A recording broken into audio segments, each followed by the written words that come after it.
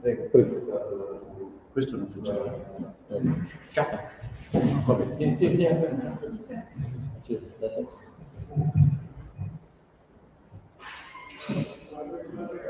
Buongiorno, io vorrei prima di tutto ringraziare gli organizzatori di questo convegno per l'invito, per averci permesso al gruppo Il Filo di Legno di partecipare e di esporre alcune nostre idee sul tema del legno. Partecipiamo a questo convegno perché lo riteniamo di contenuto speciale, significativo, separandoci dall'idea di questo anniversario 1600 di Venezia, che consideriamo totalmente fasullo, ma questo senza dirlo per polemica, non polemizziamo con questo aspetto, ma semplicemente perché riteniamo che la scienza e la storia debbano essere un elemento veritiero, un elemento al quale poter credere e non da usare in maniera circostanziale o secondo una convenienza. Per noi la verità storica è importante, così come lo è la verità scientifica.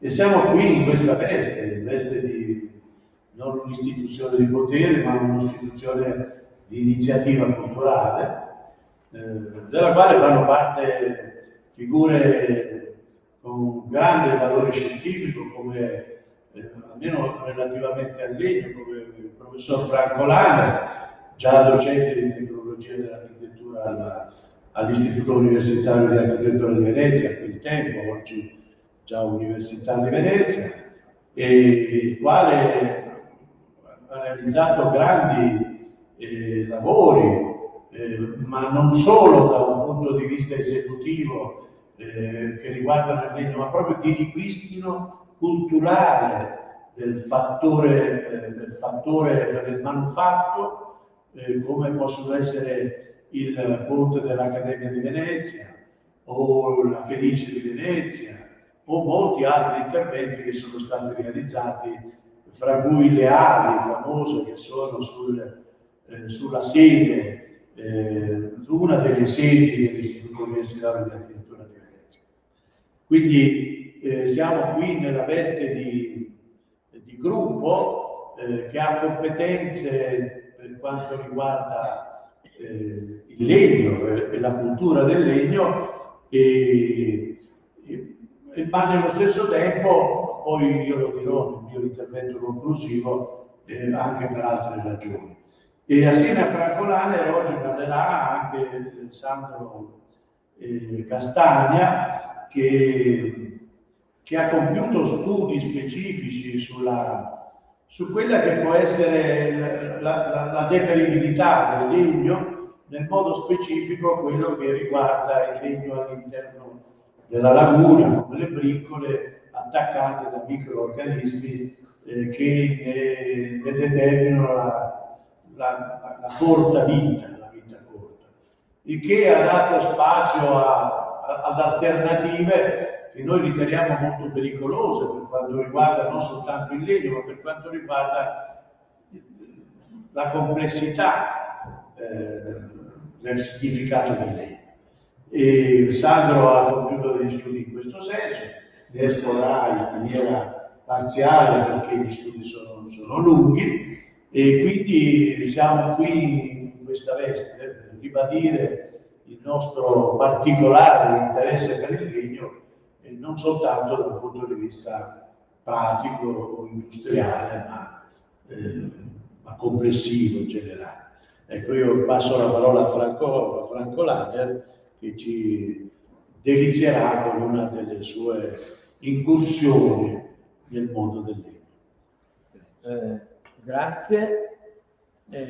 Parto già da quella slide dove si vede una riparazione provvisoria di un ponte di legno a Venezia che veniva fotografato dai turisti, mi sono fermato a guardare, giapponesi e di altre parti, pensando che fosse un'opera particolare, ma è stata un'invenzione di un carpentiere qualsiasi che ha messo dei tacconi a un ponte che veniva giù. E quindi da tempo ho pensato come mai si arriva alla fine della vita di un manufatto e poi lo sostituisce, lo si rifà e non si fa manutenzione? Allora, dove vado avanti? Grazie. Semplicemente Il primo. Sì, così. Ecco, e su questo argomento che non è nuovo, quando andavo all'università a Venezia, guardavo quel che di male si può fare col legno. Questo d'accordo è un ponte provvisorio finché è stato sostituito un altro ponte, ma come si fa a fare queste cose che, secondo me, sono volgari? Ma non solo per Venezia, per il legno, per il legno. Ma come si fa a fare una porcheria del genere? Allora, questo vedete la data era il 2007, oggi siamo al 2000, scusa, sono tornato indietro. No, però ne ho saltata una. Scusi, mi pare di aver saltata una perché c'era un'altra conferenza che ho fatto proprio il 28, no, sta andando troppo avanti. Un'altra conferenza in un centro di cultura. C'è solo questa. Solo quella. Dopo questo passo direttamente a questa. Davvero? Sì, allora dormivo stamattina. Probabilmente. Come al solito. Si è persa per strada.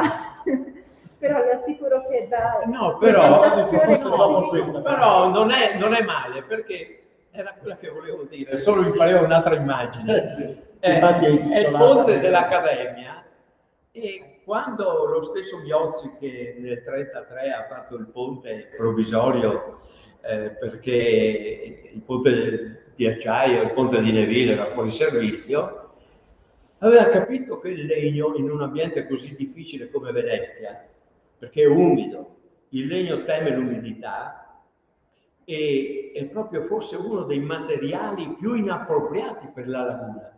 Eppure è stato quello che ha consentito la realizzazione di Venezia. Questo trovo una cosa straordinaria, no? Che proprio il materiale che soffre di più un ambiente così umido, così difficile, esposto alle intemperie, al sole, all'acqua e all'umidità, che è tremenda, il legno sia stato protagonista. Allora, se questo è vero ed è constatabile, per poter ancora avere legno, e il legno c'è sotto gli edifici, bellissimo il logo che ho visto prima, quello della vostra iniziativa, la Basilica di San Marco, con sotto rovesciata la foresta, perché infatti si dice sotto la salute, sotto Rialto c'è una foresta, 15.000 tronchi d'albero, dolmo, larice e qualche altro. Bellissimo quel logo, quindi complimenti, perché interpreta proprio questa foresta rovesciata, però è la sostanza di quello che c'è sopra, e quindi potrei lasciarmi andare, perché l'albero è proprio qualcosa di straordinario, è proprio un simbolo cosmogonico, perché ha uno strato negli inferi, vive nella terra e quindi appartiene a quest'altra fascia, e poi c'è la parte aerea, che è quella data dalla chioma.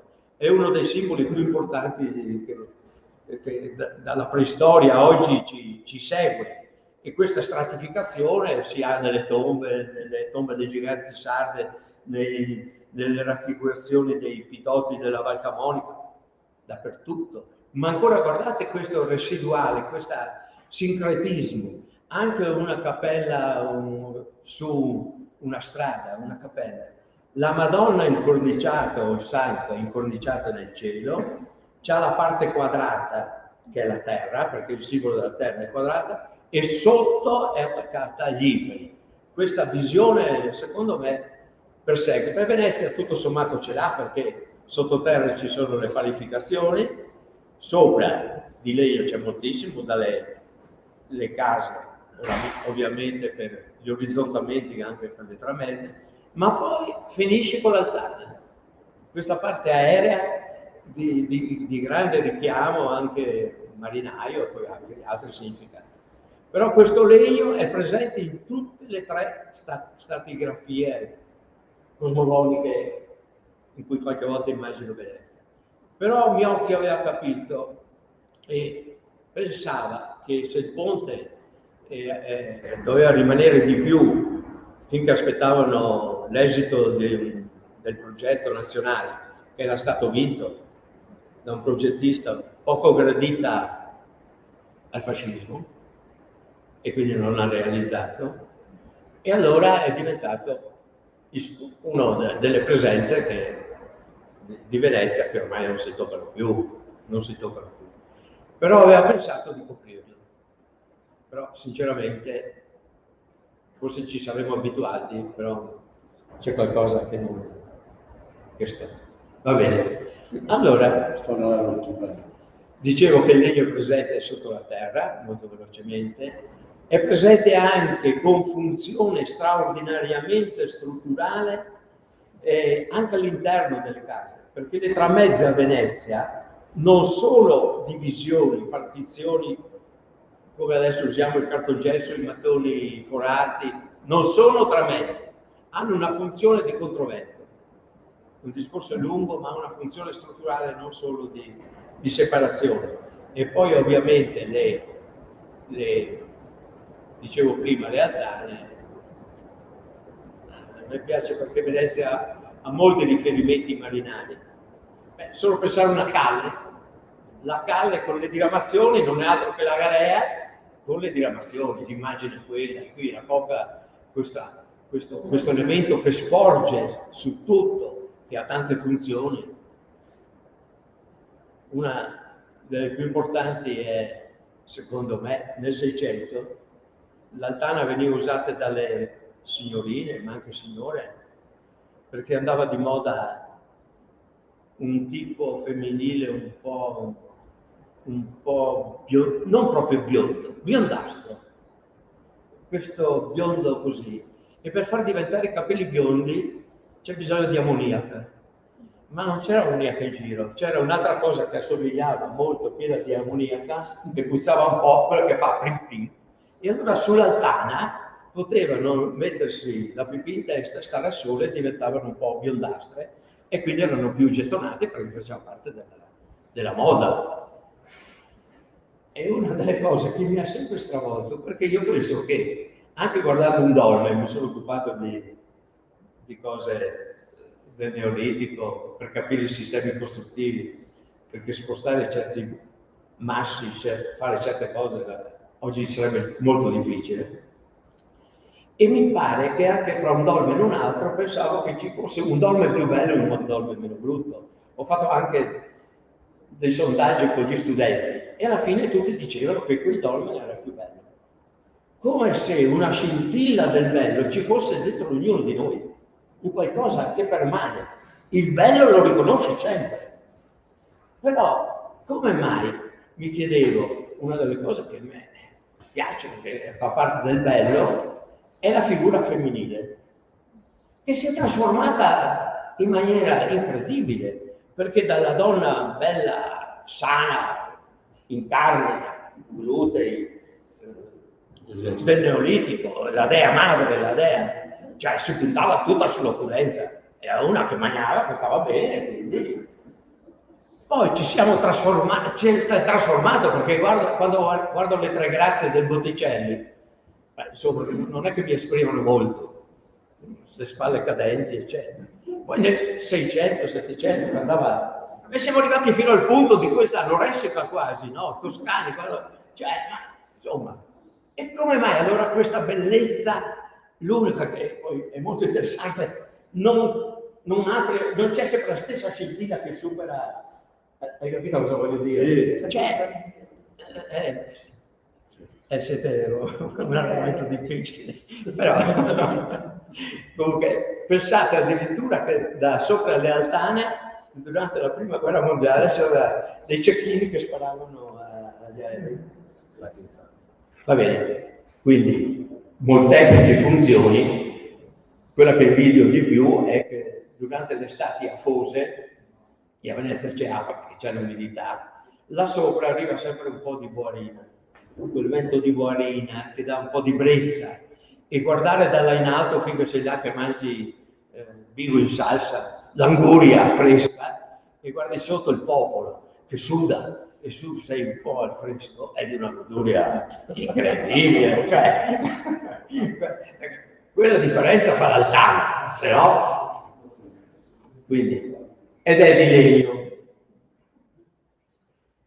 Allora, tutto questo legno a Venezia, che era davvero per i veneziani il legno rappresentava ciò che oggi rappresenta per noi il petrolio.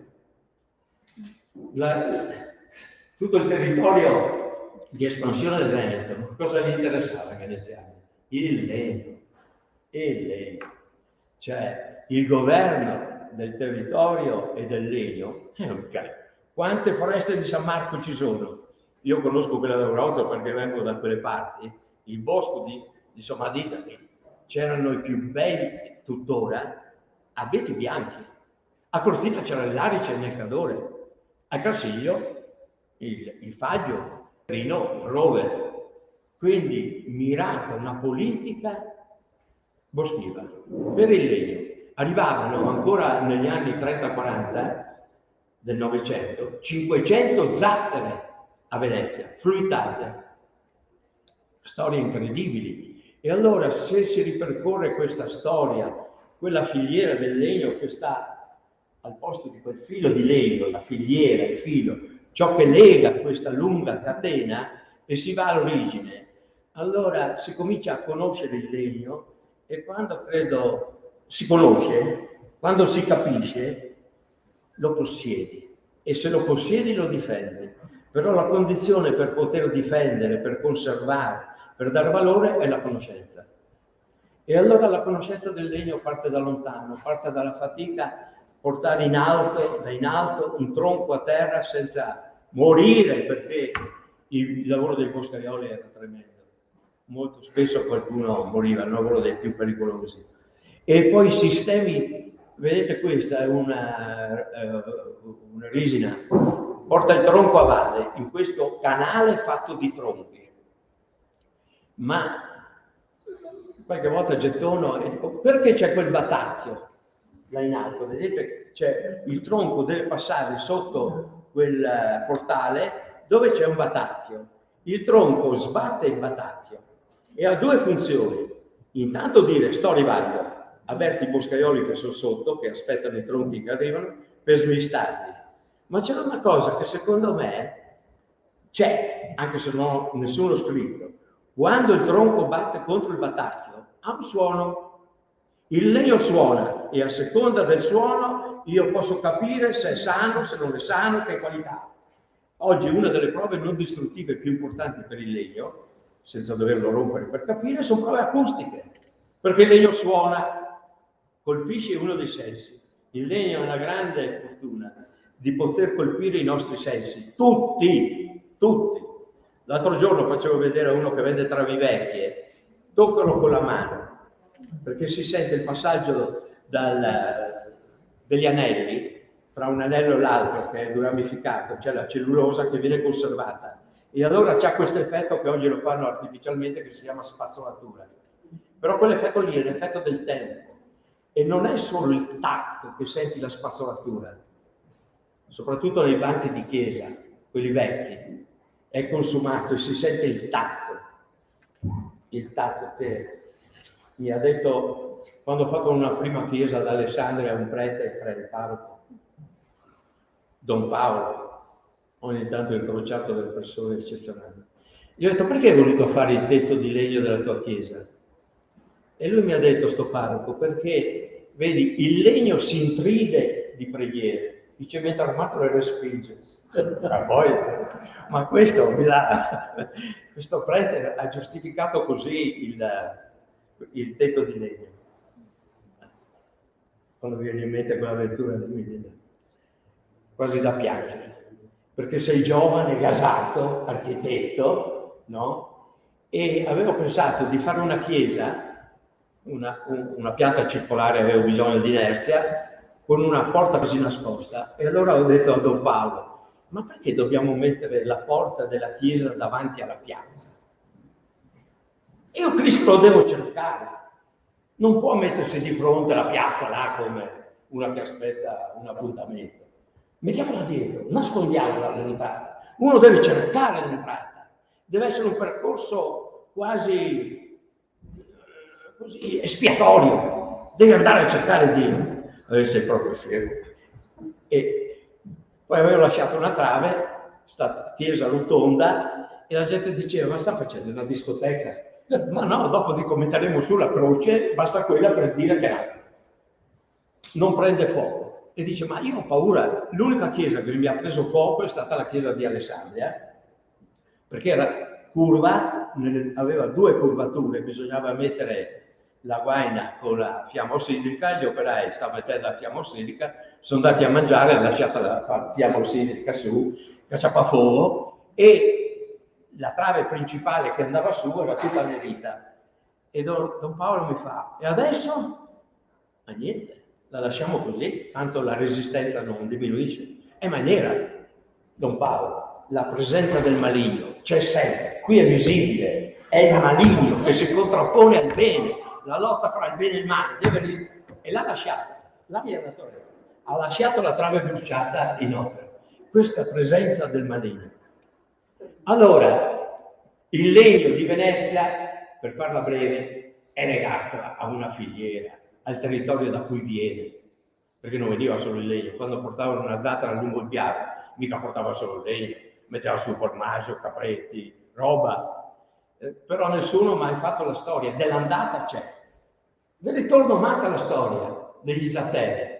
Venivano scelti, non è che uno partisse da Perarola e andasse a Venezia tutto ad un colpo, si davano il cambio, ma lì veniva affidata la zattera, era l'uomo di eccelse virtù, onesto, sicuro, perché doveva tornare a piedi, Giù andavano con la zattera, ma tornare indietro, e non è che da Venezia a Treviso andavi, dovevi fermarti per strada. Nel ritorno c'era pieno di osterie, di malaffare, un montanaro, un coso. È la tentazione, ecco che torna il demone. E se uno si lasciava andare, mangiava, vedeva, stava con le donnette, si mangiava tutti i tempi. Poi si massacravano dicendo che sono stati assaliti dai banditi, però se uno era onesto, ragazzi, a casa tirate dritto, portiamoci a casa, va bene. Quindi c'è una storia di grande umanità dietro questa filiera, una storia anche che andrebbe vista, di difficoltà, di pericolo.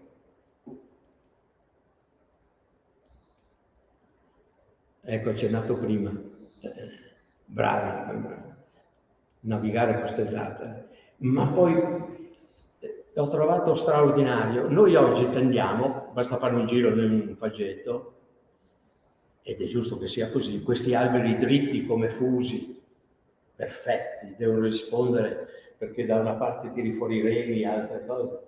No, anche un albero storto, e questo credo che sia molto bello, aveva i suoi impieghi, venivano censiti. Quella curvatura può essere la curvatura di uno scafo, una forcella può essere un sostegno molto importante, perché ogni volta che il legno mette un nodo o ha una curvatura, nella curvatura la venatura non è mai interrotta e quindi la resistenza è molto, molto elevata. Se io ricavo invece la curvatura da un tronco, interrompo le fibre e in quel punto lì ho l'innesto dell'energia di frattura.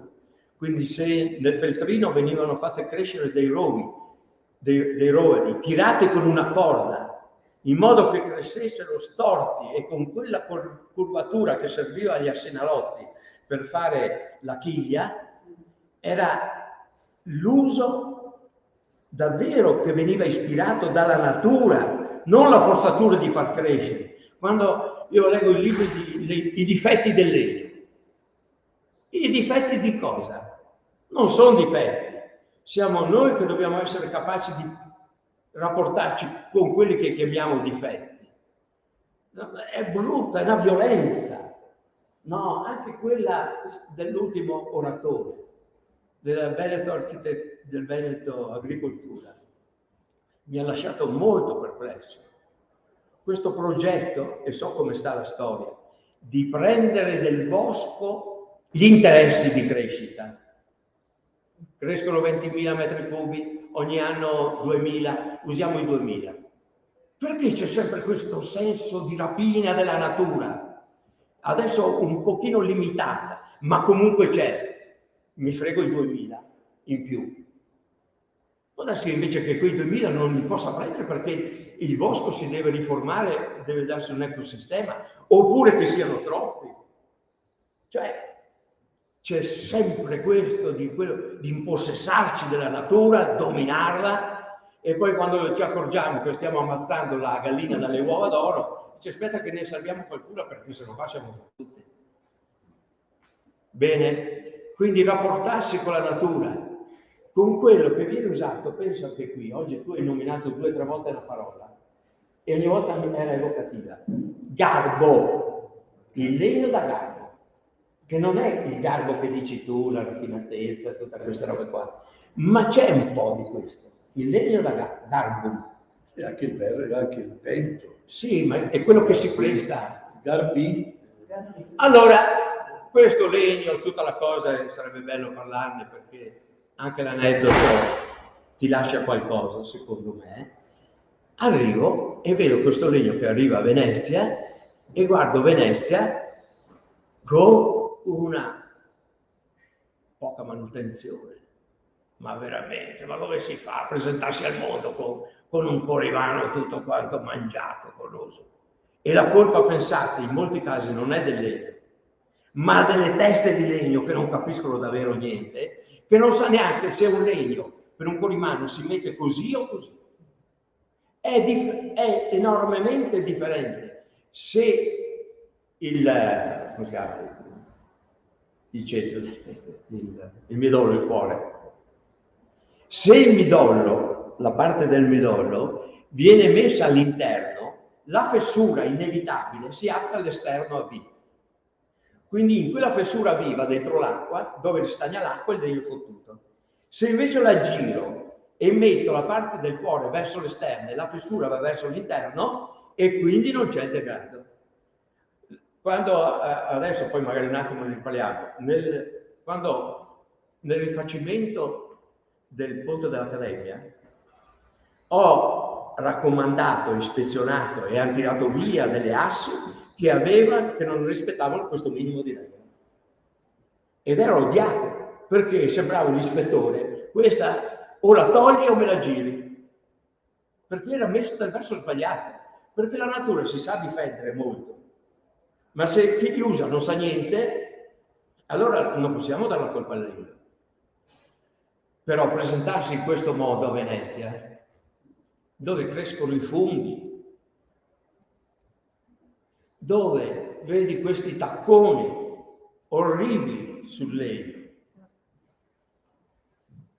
finito un ponte, dopo 5 anni non ci si passa più, perché non sa neanche scegliere la specie legnosa. Non che se scelgo l'abete rosso o l'arice o il rovere o un altro legno, certo, do maggior durabilità, ma ogni legno è condannato a tornare alla madre terra da cui proviene, in fretta. Guai se il legno non, una volta morto, tagliato, non tornasse alla terra. Saremmo impestati di verde la nostra vita sarebbe impossibile. Impossibile! Quindi in questo disegno divino, il legno, a contatto con l'acqua, e si deve tornare a terra. Allora c'è quello che però diventa a terra molto più lentamente. Quando qualcuno fa una casa di legno, la guardo e dico, il requisito qual è secondo lei? Che duri almeno finché il proprietario finisce di pagare il mutuo. Perché? Perché quando ti trovi che fai una casa di legno e dopo 20 anni è marcita, e oggi cioè, non so come mettere a casa, Pensate, l'ultima scuola che sono stato chiamato a riparare aveva 7 anni, 2 milioni di euro, una scuola elementare, marcita alla base, perché l'errore è sempre quello, l'attacco alla base del legno col terreno, il 70% e l'altro 70% sono i tetti piani. Sono alcuni problemi tecnici che si conoscono, però la gente continua. E sarà la fine del legno, perché non puoi toccare la casa degli italiani. Una casa che non dura, fine, metti tutti i tuoi risparmi, metti tutto. La devi lasciare ai figli dei tuoi figli, quindi non puoi giocare sulla casa. Allora qua, ponti, fermi, intransitabili, ed è qui che mi è venuta l'idea, qui forse non è il posto adatto, ma diciamo, perché io devo aspettare che un ponte vada fuori servizio per poi dire resta chiuso perché non ho i soldi da ripararlo? Perché non facciamo in modo che i ponti di legno, che sono parecchi a Venezia, non abbiano un minimo di manutenzione, che abbiano 2 o 3 marangoni, carpentieri, che vadano, girino. E come fa lo stradino che tappa una volta lo facevo, tappa le buche delle strade continuamente, non devi aspettare che vada fuori servizio. E ogni volta che capisci che qualcosa va fuori servizio, bisogna segnarlo, così come ho fatto con i miei studenti. Andate in giro e guardate dove c'è il degrado, segnalate, e alla fine vengono fuori 10 casi che si ripetono, sono sempre quelli. Allora in quel punto lì dobbiamo intervenire e cambiare il sistema, perché il discorso di com'era dov'era quasi sempre va bene, però qualche volta ci sono delle sciocchezze totali. Questo ponticello qua che è stato chiuso per un bel po', e sarebbe anche un'ironia, perché dall'altra parte c'è l'ospedale Fate Bene Fratelli, e arrivava quello con le stampelle per fare la riabilitazione e 50 metri prima ponte chiuso, e deve fare 3 chilometri per arrivare. Delle cose esilaranti, no? Allora va bene, a un certo momento devono fare sto ponte proprio perché la gente ha bisogno, ma perché mettete i pali in acqua su 7-8 metri di ponte? Ma fate di meno di mettere i pali in acqua, perché se voi mettete i pali in acqua nella zona del bagnosciuga marciscono, vengono fuori delle rose volte, ma non siamo capaci di fare un ponte anche di legno massiccio di 7 metri senza andare in acqua? Ma cambia, ma così com'era dov'era. E poi chi ricostruisce questo ponte? Chi l'ha ricostruito come tutto? La ditta che vince i lavori al minimo ribasso. E sono, in questo caso, ditte di campagna, bravi carpentieri, che non capiscono una Madonna di Venezia. Ma non puoi fare una roba a Venezia se non conosci la cultura veneziana, il costruire veneziano, che è particolarissimo, davvero particolare.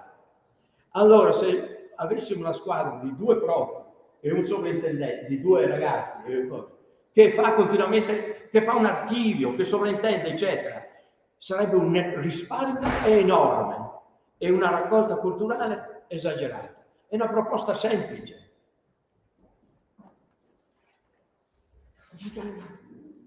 Non lo so, l'unico vantaggio di questi ponti io non so qual è, che dietro i pali ci sta una barca o 2, ed è un posto tramandato da famiglie, no, non te mettotti, perché la parte dove passa le barche è questa, dietro là non passa, posso mettere la barca, è il comune o chi per lui, e tira 200-300 euro l'anno di affitto, ma no, scusate, sto andando indietro.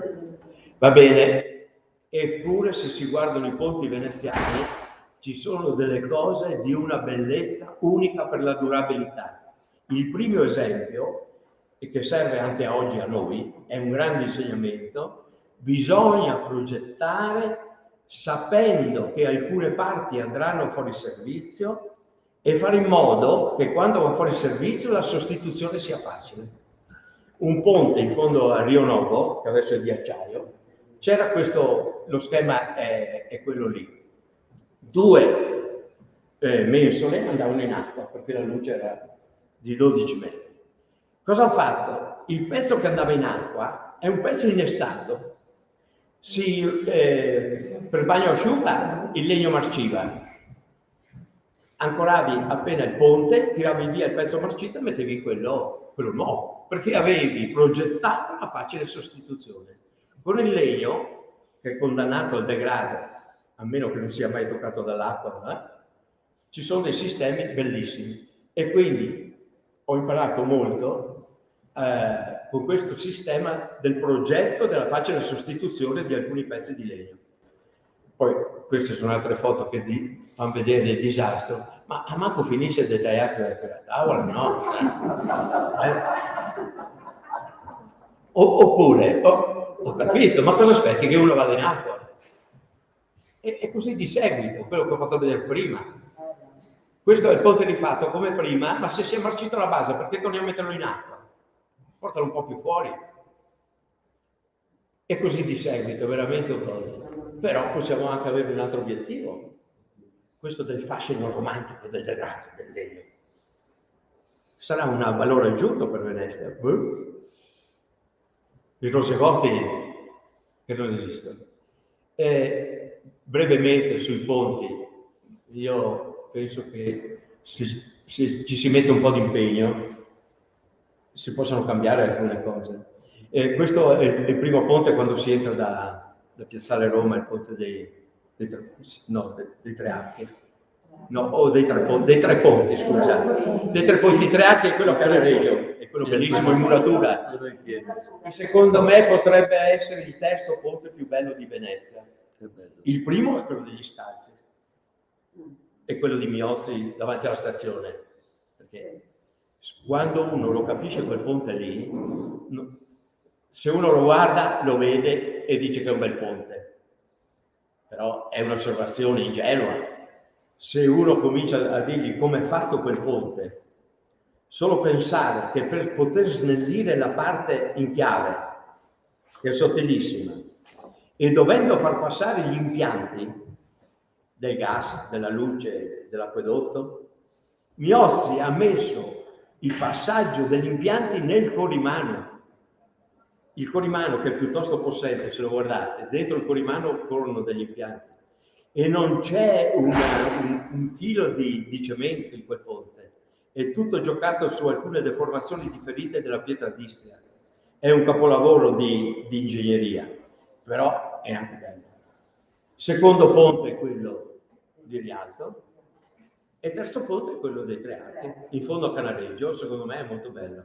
Poi più tardi viene anche quello dell'Accademia. Io amo molto quello del Fondamente Nuove. Ah, anche molto bello. Ma ce n'è anche un paio di ferro molto belli. Quello della Giudecca. Perché riesce a risolvere una serie di... Questo per esempio ponte che Miozzi ha fatto per non spingere con il peso troppo sulle fondazioni, perché c'è quell'incrocio di tre ponti, era fatto di una tecnologia straordinaria, di asse chiodate senza un pelo di colla. Quando l'antilatovia ha sostituito, lo so perché ha partecipato alla ditta per cui lavoravo, la Vita Telegna, 3 travi, 3 archi di legno lamellare. Sembra quello di prima, però qui c'è un'altra questione della conservazione veneziana. Non è soltanto che io devo mantenere ciò che vedo, il morfema, devo mantenere la sostanza.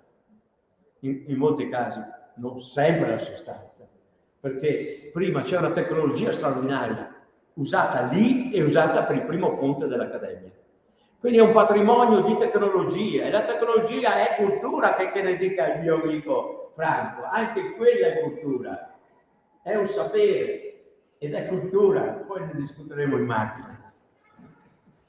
Beh, poi il ponte dell'Accademia, su questo, visto che il gruppo ha vinto, dico solo una cosa, c'è qualche ragazzo, di solito quando i progettisti partecipano dico tanto si sa già chi vince, e questo è un deterrente, molto spesso è vero, però qualche volta vincono anche le idee, perché se togliamo anche la possibilità a un ragazzo di pensare che la sua intelligenza, la sua cosa non sarà mai premiata, chiudiamo baracca. E allora devo dire che in questo caso qui, dove c'erano 18 ditte molto forti, vincere a Venezia con un'impresa di Roma non è facile, ve lo assicuro, perché tra Venezia e Roma poi c'è sempre stato un libro chiuso molto spesso. E allora ha vinto, in questo caso devo dire, le idee, perché il problema di fare in fretta 9 mesi e poter far passare la gente per tutta la costruzione del ponte è stato il primo progetto. Abbiamo passato di fare una cosa, una parte sotto, e far passare la gente a fianco del ponte che stavamo riparando. Quindi questo fatto qui, una volta fatta l'impalcatura e fatta la parte sotto, soprattutto la parte sotto, è diventato il cantiere, perché non avevamo spazio né dalla parte di San Minal né da quello della Carità. Quindi questo ci è servito proprio per tutto. questa idea di avere, e abbiamo potuto fare il ponte in 9 mesi e far passare la gente ai lati su queste 2 ali che abbiamo costruito. E ci sono tante cose nuove, perché non è detto che l'innovazione non debba servire. Quando Miozzi l'ha collaudato il ponte, questo qua è il primo piano, dietro c'è il ponte, quello che ormai non si poteva più passare, anche perché chi l'ha fatto l'ha programmato proprio per 80 anni, perché l'ha pagato il Neville, un imprenditore, in cambio del pedaggio, che equivaleva al traghetto, e ha fatto un sacco di soldi, anche se ha anticipato i soldi. È stata una bella idea imprenditoriale di questo belga, e Miozzi ha caricato con sacchi. Quando l'ha rifatto Creassa, l'ha caricato, un rifacimento del ponte, con dei salsicciotti, dei materassi di acqua, molto più veloce. Noi la notte del collaudo ci abbiamo impiegato 4 ore, perché abbiamo attaccato il ponte a dei carichi su una zattera, è arrivata un zatterone con blocchi di cemento, abbiamo tirato il ponte, vedendo l'abbassamento, con degli strumenti ottici. Neanche durante il collaudo abbiamo fermato il passaggio, che è avvenuto da mezzanotte alle 4. Quindi era disfatto il ponte, insomma, tante cose carine per dire. Una parte del ponte era disfatto in un modo orribile, soprattutto l'acciaio, l'altro decente, e tutti dicevano è l'esposizione. No, c'è un piccolo cosa che nessuno guardava. Sotto, dalla parte marcita, ci sono i cessi e l'esalazione di ammoniaca ha corroso tutto. Cioè, sono dei fatti imponderabili. Il Corrimano, e lì adesso non si vede bene, ho chiesto la sovrintendenza di rifarlo. Perché? Ma perché il Corrimano vecchio permetteva di attaccare lucchetti. Inutile dire, io avevo fatto scrivere al Gazzettino, ma non ho voluto pubblicarmi, che si sa per certo che ognuno che mette un lucchetto su di un ponte ha un matrimonio che finisce male.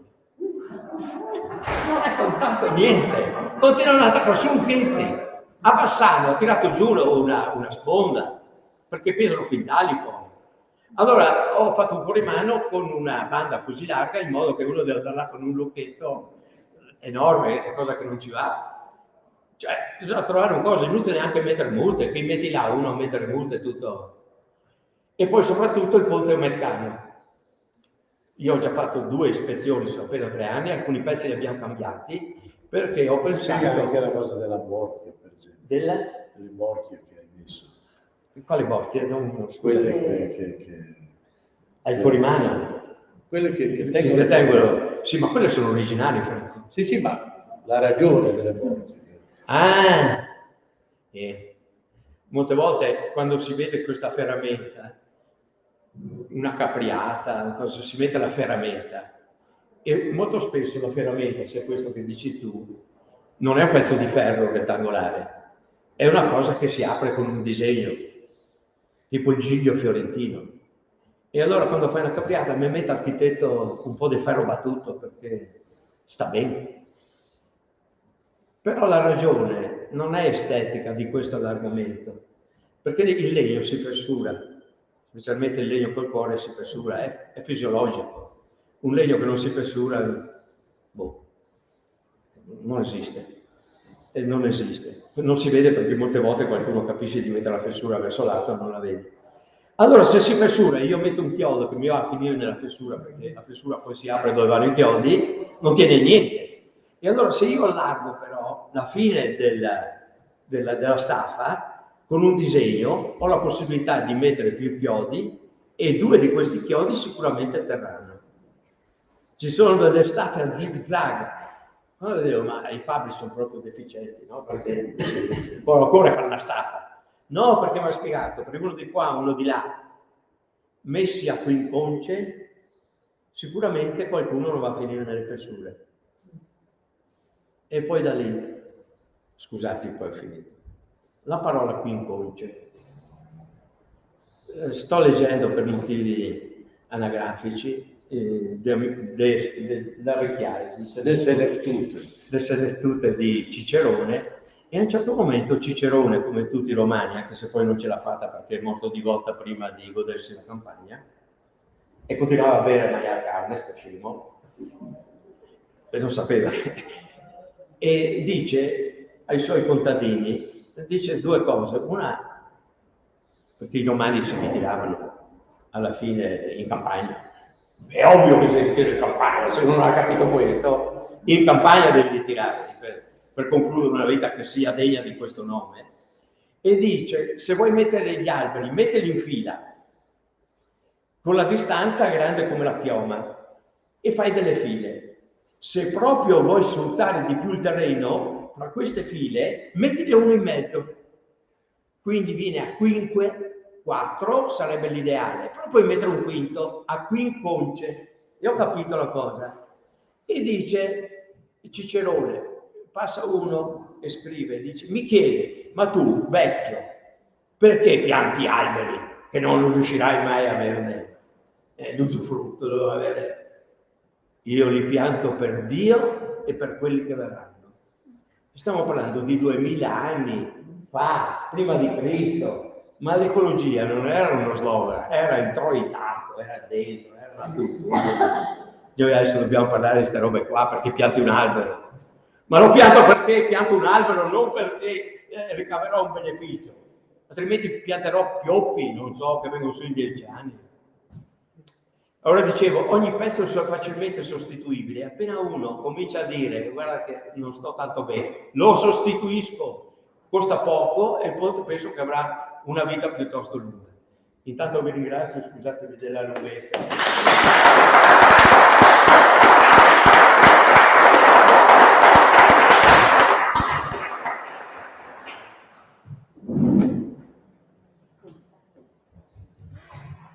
Passo la parola a Sandro Castagna, che ci illustrerà un altro degli aspetti che sta molto a cuore a noi del filo di legno.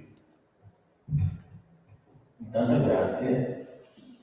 Io comincio per dire che sono un allievo del professor Lana, ma forse non ho le capacità oratorie del professor Lana. È solo mestiere, Sandro, hai tempo. Ho ancora tempo, mi dicono che ho ancora tempo per imparare. Io sono più un uomo di disegno che di parole e di scritto, e mi dicevano che me la cavo abbastanza bene, almeno in questo. Per cui gli stimoli che io avevo ricevuto già allora, all'epoca del mio percorso studentesco, e gli stimoli che mi sono arrivati dopo, sono alcuni di questi, anzi abbastanza di questi, sono stati esposti oggi. Tipo il fatto che noi a Venezia stiamo sopra a delle palafitte di legno. Il professore ha detto è il peggiore o tra i peggiori materiali per l'umidità e per l'ambiente acquatico. Allora, però comunque sia è l'essenza fondativa di Venezia, che se ne voglia o no. Per cui su questa problematica io alla fine degli anni 90 mi sono imbattuto per capire se l'essenza diciamo di una problematica poteva essere risolta in parte per mitigare la durabilità del legno in ambiente acquatico. Questo è un tema che ho affrontato per almeno 25 anni, gli ultimi, con cui mi sto confrontando ancora, perché siamo in Italia, perché sono stato chiamato dal Ministero di Infrastrutture, io abitavo in Canada a Montreal, e con i canadesi di legno mi trovo più a mio agio quando parlo, perché parlo dal primo ministro all'usciere di qualsiasi ministero e entro le 48 ore mi rispondono. Questa è un po' la civiltà che manca in questo paese, perché non è burocrazia, è lo sfaldamento di una cultura, di una deriva che sta prendendo delle direzioni che veramente sono incognite, perché la chiave dell'ecologia non ce l'hanno neanche gli scienziati, dell'economia ancora meno gli economisti. Quindi noi stiamo, come diceva il buon Leonardo da Vinci, stiamo sperimentando la nostra esistenza adesso qui. Comunque sia in una delle maggiori crisi ecologiche che abbia conosciuto il pianeta. Non solo per il fatto che l'uomo abbia contribuito a distruggere l'ambiente, non solo per questo. È un fatto anche di natura geologica. Noi siamo una scintilla. L'universo no. E il parametro tra queste due dimensioni temporali ci dovrebbe far riflettere un po' di più. Ma la questione ambientale non è solo il fattore antropico dell'uomo che incide ed aumenta la velocità, è un fatto naturale, come diceva il professore. Non è che io impianto gli alberi perché ci devo speculare. L'albero ci fa respirare, suona, ci tocca dentro. Tocca l'oltre, quello che io considero oltre. E tocca oltre, io mi sono chiaramente, dopo l'insegnamento del professor Wagner, mi sono spinto oltre. E ho detto, ok, accetto una sfida e cerco una tecnica, chiamiamola tecnologia, c'è chi la chiamano green technology, c'è chi la chiama come volete, ma sta di fatto che è una sfida per l'amore della città e di una laguna, che è 550 metri quadrati, 550 km quadrati, e che è la seconda laguna dell'emisfero occidentale. E come valore, plus valore, diciamo, antropico, non sono i 1600 anni che si vogliono celebrare oggi, assolutamente no. C'è quell'esperienza di cui Leonardo scrive nelle testimonianze rimaste, che ho avuto la fortuna di frequentare in mezzo pianeta, con chi le ha manipolate più di me, essendo uno specialista.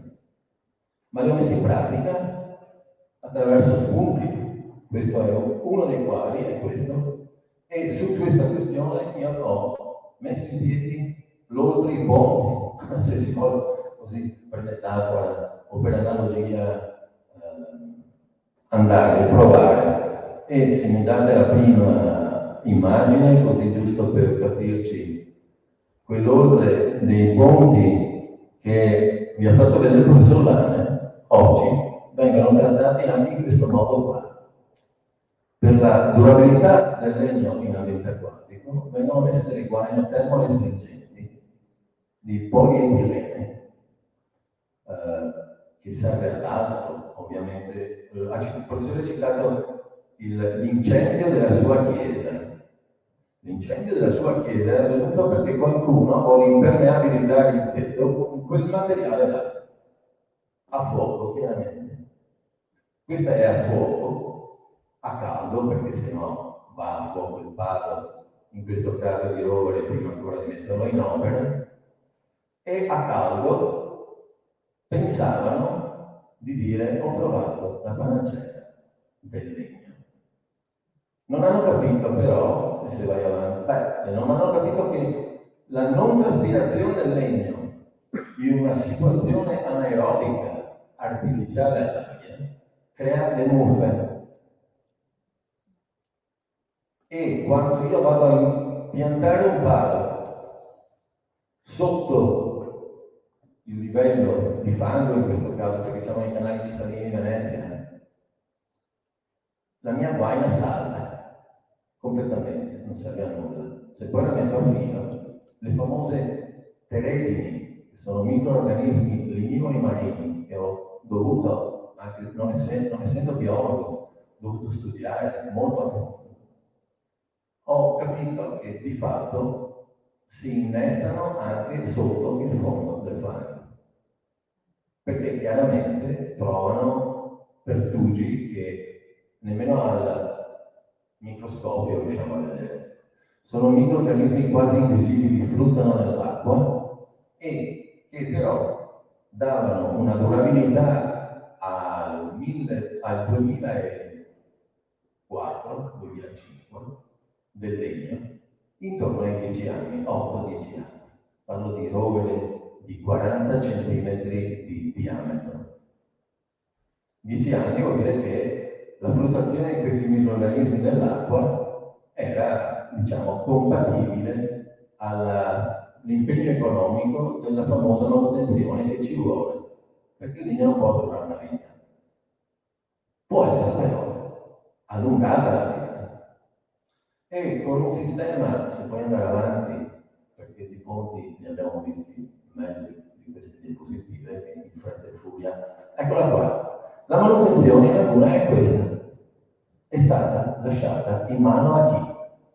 Beh, posso dirlo, anche forse se è una sede istituzionale, ma ormai la Procura della Repubblica ha fatto il suo lavoro ben chiaramente, è una mano di delinquenti interni a un consorzio Venezia Nuova, consorzio di imprese che per 30 anni ha dettato leggi in laguna e che chiaramente a un soggetto come me, a un libero professionista con nessuna targa politica e libero nel vero senso della parola, perché mi sento più libero in Canada che qui, ovviamente,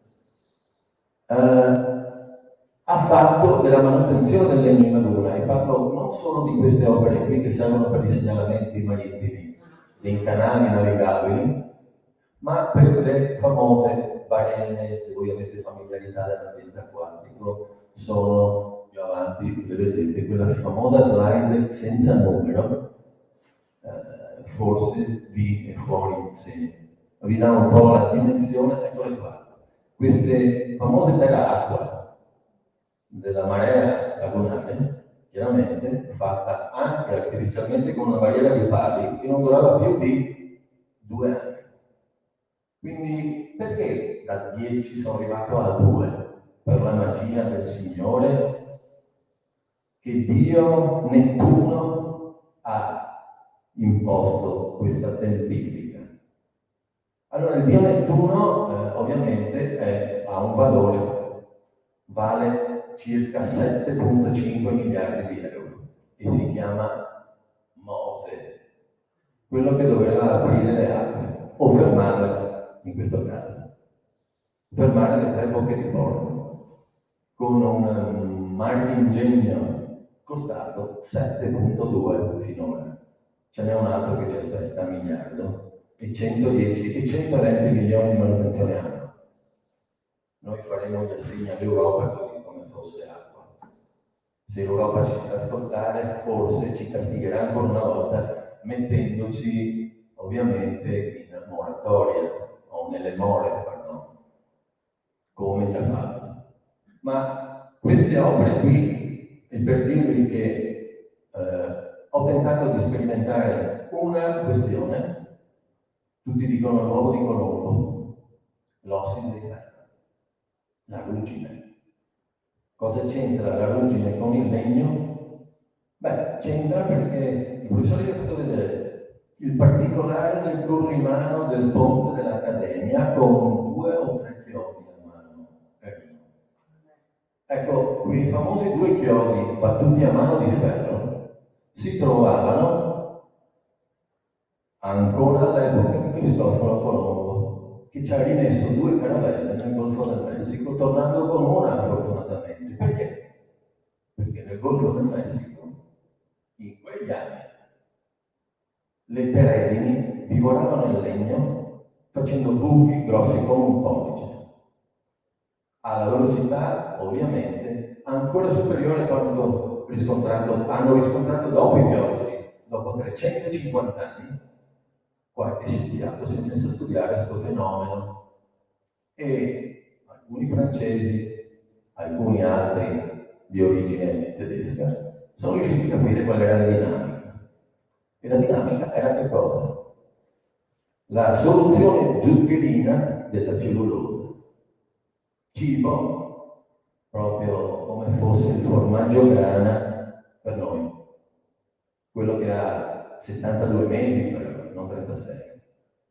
Allora, quel formaggio grana o il gruyère, se volete per gli svizzeri, non per noi, con un foro grosso così, metteva in crisi completa, totale, le navi già all'epoca. Se vai avanti vi mostro che cosa fa questo legno, adesso non so più quale delle slide, così accelera pure finché ti ringrazio. Ecco, questo è il legno flottante, ecco, questo è quello, la famosa manutenzione collocata per i morti, che però fa morti in laguna. Noi abbiamo avuto un incremento negli ultimi 7 anni di incidenti di natanti che vanno purtroppo a 70 all'ora in acqua e che non vedono 650 kg.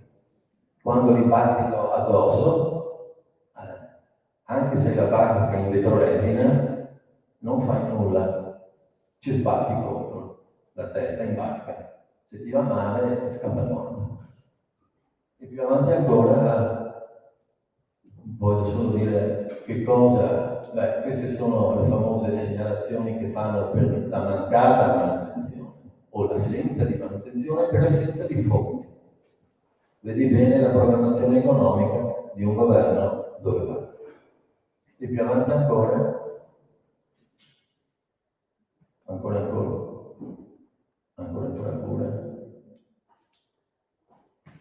avanti.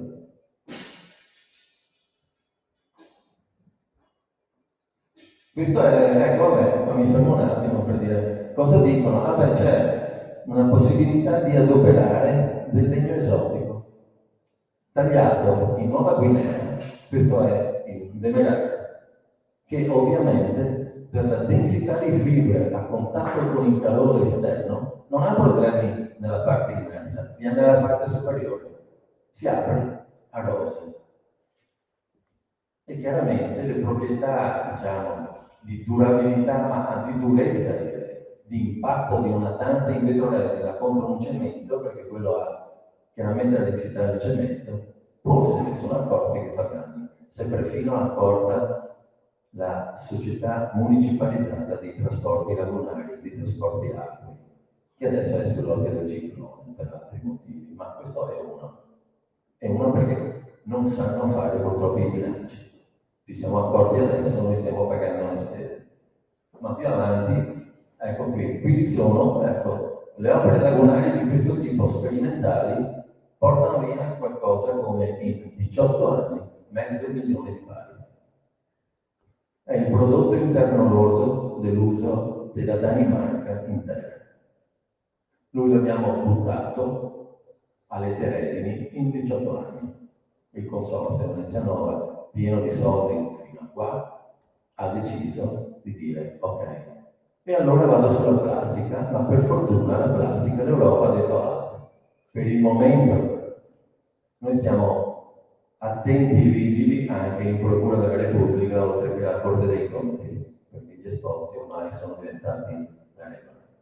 E più avanti ancora, finalmente vi faccio vedere, questi siamo in Canada, sono delle opere marittime di pescherecci che si accostano, chiaramente siamo però a meno 35, meno 40 gradi sotto zero, e c'è un problema di, diciamo, congelamento e si brucia il legno a contatto con il ghiaccio. Però, diciamo, la durabilità è garantita e gliela garantisco perché? Perché ho brevettato questo, che vedete, e questa qua, io non ho un puntatore, ma quella che vedete è la colonna di ossido di ferro che io creo attorno al legno e che trasforma la soluzione zuccherina della cellulosa in una soluzione acida, indigesta a qualsiasi microorganismo marino. Per cui io ho una garanzia del legno a attualmente provata, e vi darò il percorso, la potete andare a vedere con i vostri occhi, di 20 anni. Io ho provato la prima sperimentazione con il Ministero delle Infrastrutture, con il magistrato dell'acqua, 20 anni fa. Ci ho messo 20 anni per fare un brevetto riconosciuto a livello internazionale. Diciamo che ho dato fastidio ai poteri forti di questa laguna. E perché? Perché è un processo biochimico, ecologico, totalmente ecologico, perché tutta la preservazione del legno al mondo adopera per iniezione ad alta pressione in cilindri prodotti altamente tossico-nocivi e cancerogeni. Questa è, diciamo, una cultura che proviene dall'Ottocento, quando l'Inghilterra aveva cominciato a dire: ok, cosa facciamo per buttare il legno in acqua? Con una soluzione, diciamo, impressa in fibre per circa 12 mm al massimo, perché anche ad alta pressione non vado dentro, contro 6 cm e più. Io sparo delle graffette industriali ad alta pressione tutto attorno al palo. Forse più avanti ce l'ho una piccola, forse no, questo è il brevetto che ho depositato nel 2009 e con il quale adesso mi trovo a un confronto, purtroppo testa a testa, con il ministro al TAR il prossimo 6 ottobre. Per dire che comunque sia, sperimentazioni in acqua ne abbiamo fatte in varie tipologie d'uso del legno, del palo in questo caso, ma non solo, della trave, del paiolato, dei gradini del ponte che vanno in acqua, anzi i gradini degli stazzi delle gondole, che ovviamente per una parte è in acqua. E forse non so se ho delle altre slide. Ecco, io tratto il legno con una protezione industriale ad alta densità, con dei codici ben precisi, di graffe metalliche attorno al legno. Questo mi permette una durabilità adesso stimata ai 30 anni. Non è che voglia stoppare la manutenzione, ma vorrei recuperare i 7 miliardi attraverso l'uso di questo prodotto, per dire almeno per un periodo di 30 anni, signori, vi faccio la laguna nuova e ve la lascio ai vostri nipoti. Grazie.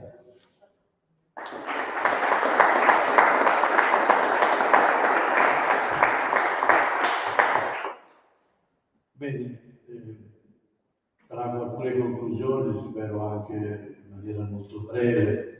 Io sono il narratore di questa storia, nel senso che non ho competenze scientifiche per quanto riguarda il legno. Mi piace, è una cosa che mi piace, ma è una di quelle cose che non considero soltanto utile, ma necessaria. Il fatto fondamentale la ragione che ha spinto alcuni di noi a riunirsi, a stare assieme, qualcuno di noi più di altri, all'interno del gruppo ci sono almeno quello dell'iniziativa, perché contiamo anche di riuscire ad ampliare il gruppo, di riuscire ad avere anche interlocutori. Il discorso è abbastanza semplice, almeno per quanto mi riguarda, in un tempo in cui viviamo in una cultura dell'utile. Cioè, certo, c'è l'utile, c'è il necessario. Io mi occupo più del necessario che dell'utile. Il legno fa sicuramente parte di questo. Una dei temi che riguarda questo è appunto la differenza, adesso il professor Lanner lo diceva, la differenza fra conoscenza e cultura, per esempio. Io mi occupo più di cultura che di conoscenza, ma per rendere più intelligibile questo concetto che io ho di cultura, è che noi viviamo in una dimensione in cui, in una dimensione un po' del pratico, no?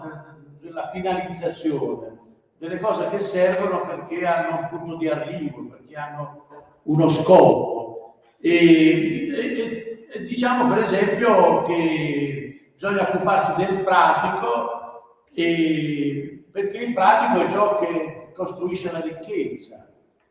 E poi c'è l'aspetto teorico, diciamo, quello del tempo libero, no? Che è il tempo in cui la ricchezza si può usare.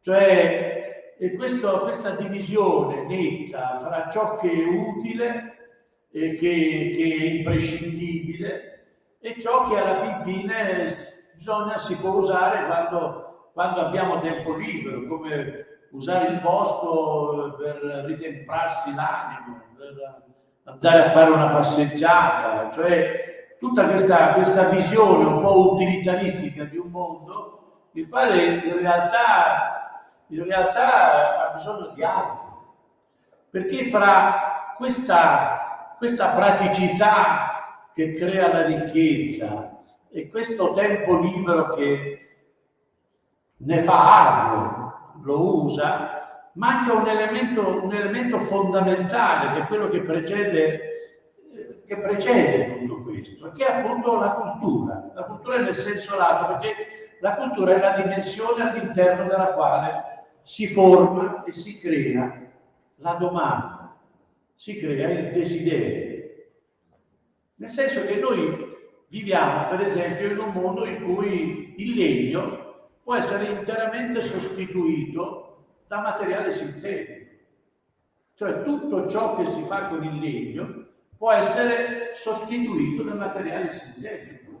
Ma il legno, il materiale sintetico, non può darci una cosa che ci dà il legno, che è il bosco, che è l'ossigeno, semplicemente, il quale non è un fatto pratico, non è un fatto utile, è un fatto necessario.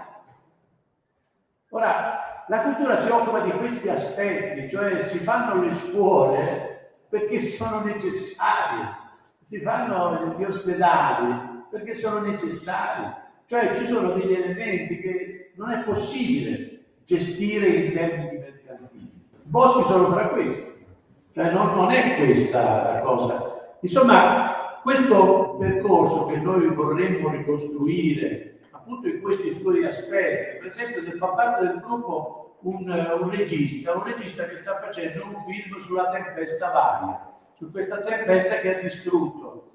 E per dare consistenza al discorso del legno ha incontrato i liutai di Cremona,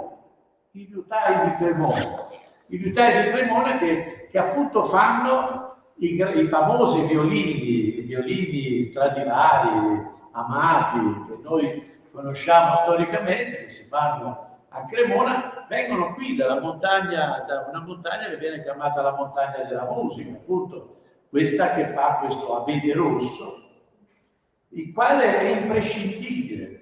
Franco Lana vi dirà come Venezia faceva la Fenice, dove è perfettamente catalogato di dove doveva essere il legno, se doveva essere esposto al sole o esposto alla provenienza. La provenienza. Sì, certo. Distingueva addirittura il Meduna fra nella valle la parte esposta a nord e la parte esposta al sud, perché hanno caratteristiche diverse. E venendo usata nei palchi come rivestimento e tagliato in un certo modo, come si tagliano le scandole, cioè seguendo la venatura come a cuneo in pratica, il suono restituito, la vibrazione era diversa da una sponda all'altra. Cioè questa conoscenza, per rendere perfetta l'acustica della Fenice, ci fa capire. Però un attimo solo ti interrompo, se avete una domanda da fare fatela, ormai è finita signorina, ormai fra un po' potrà godersi la domenica, visto che l'hanno comandata qui a soffrire. No, ma io volevo ma Fenice, volevo soltanto dire, quando Franco mi dice vado a fare un giro nel bosco in una faggeta per ritemprarmi, per respirare, però c'è in molto modo, io me ne lascio una che mi è venuta girando sull'Appennino, dove ci sono dei faggetti e facevano il carbone di legna.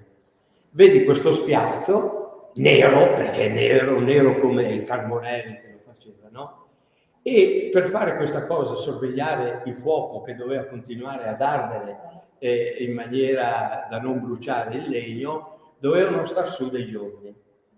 E allora a me rimane, guardando una carbonera, un'immagine.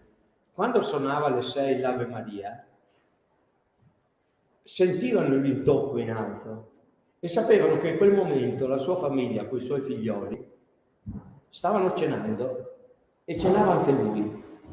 E c'era questa struggenza del rude montanaro che va a fare la carbonera, che in quel momento dell'Ave Maria c'era un unisono con questi su che lavoravano e gli altri sotto che mangiavano. Ed è quasi una magia che si ricrea anche nel lavoro, nella sofferenza, in queste che poi andavano a dormire nelle capanne fatte di faggio, di frasche di faggio, eccetera.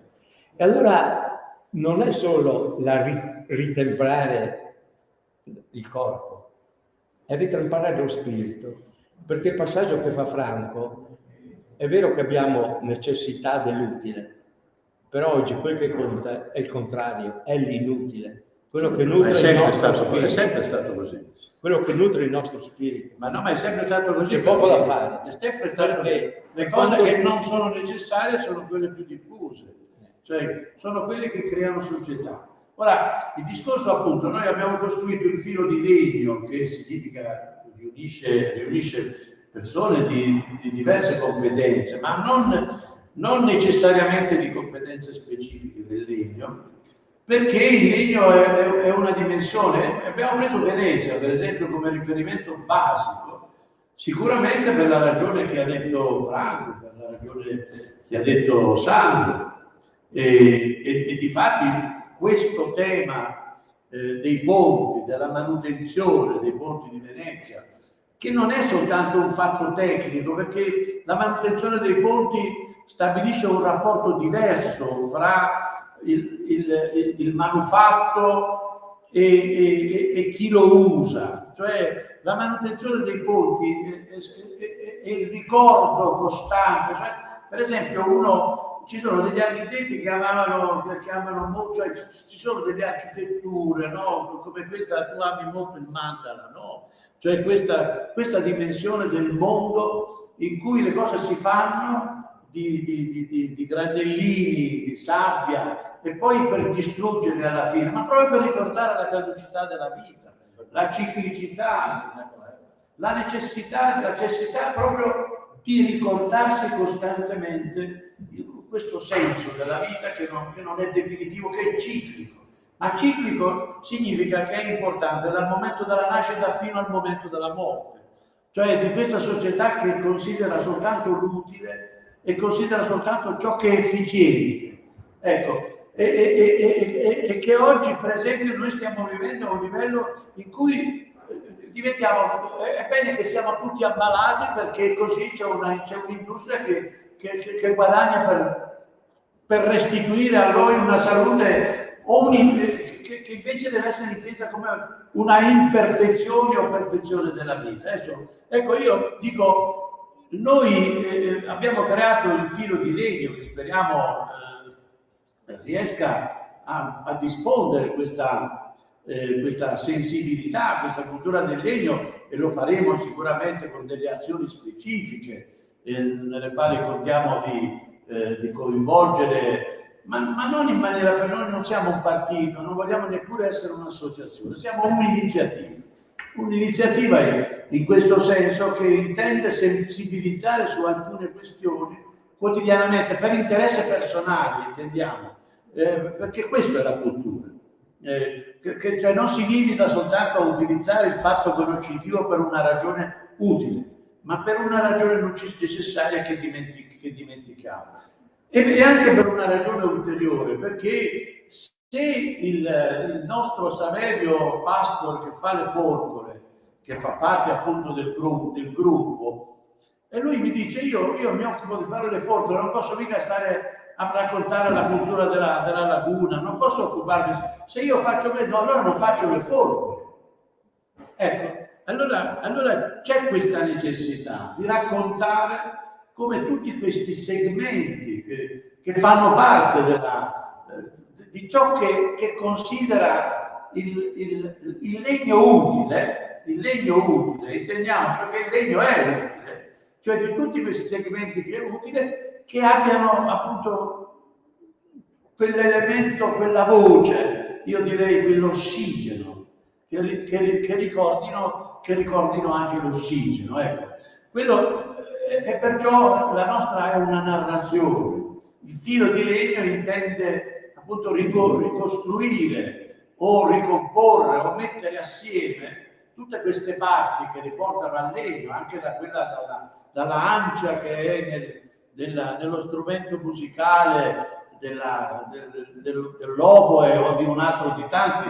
Il 70% degli strumenti musicali sono fatti di legno. Cioè, voglio dire, è ciò che costituisce il legno, ma è la sua fondamentale necessità, che non può essere mica lasciata ad una utilità che trae profitto, come si è cercato anche di dire oggi. Noi non siamo interessati, ovvero siamo anche interessati, ma siamo interessati per esempio al lavoro di Franco, al lavoro di Pastora, al lavoro di Sandro Castagna, perché quel lavoro può ricordare la sua fonte, è la ragione che è per tutti, non soltanto per il mestiere, cioè voglio dire non solo per la conoscenza. Ecco, io in questo senso intendo che il filo di legno è qualcosa che deve entrare nella sensibilità quotidiana. Sono necessarie azioni semplici, per esempio quella di recuperare ai territori le piante autoctone, cioè di invitare o di fare in modo che si crei proprio il museo della natura all'interno del territorio, che si riconoscano gli alberi delle zone che sono scomparse appunto per ragioni di utilità, e ci rivolgiamo soprattutto a chi utilizza il legno, all'industria del legno, cioè a tutti coloro che ne traggono un profitto, perché, ripeto, noi riteniamo appunto il nostro concetto, il nostro agire è proprio basato su questo aspetto, che la cultura crea la domanda, perché la cultura crea il desiderio. Ripeto, potremmo sostituire tutto ciò che si fa con il legno con un materiale sintetico, ma perderemmo l'ossigeno. Ecco, in questo senso siamo molto interessati alla floridità dell'industria del legno. Ci piacerebbe anche che l'industria del legno si occupasse di ossigeno. Ecco, questo è lo scopo della nostra iniziativa. E qui noi abbiamo preparato un manifesto che è stato pubblicato anche su vari giornali.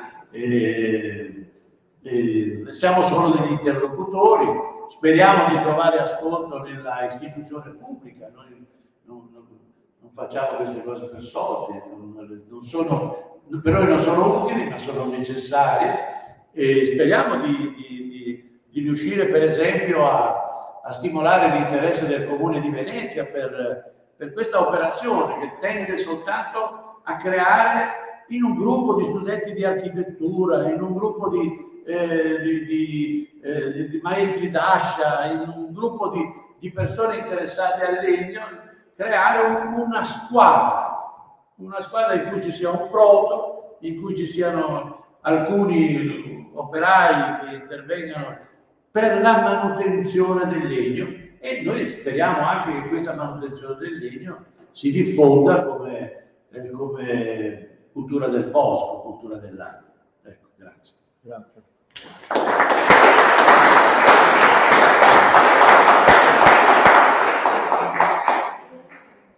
Se ci sono domande, siamo qui.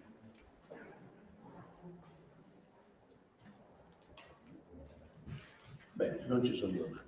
Posso concludere la diretta allora? Sì. Ok, grazie.